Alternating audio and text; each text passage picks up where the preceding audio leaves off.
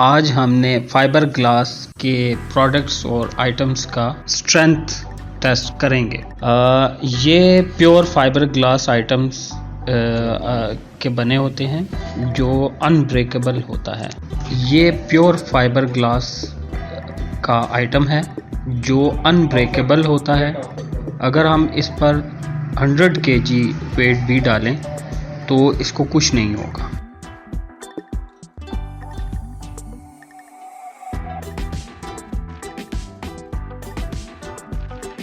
ये item resin और marble stone powder का बना हुआ है। ये जितना थिक होगा इतना ही मजबूत होगा और ब्रेक नहीं होगा।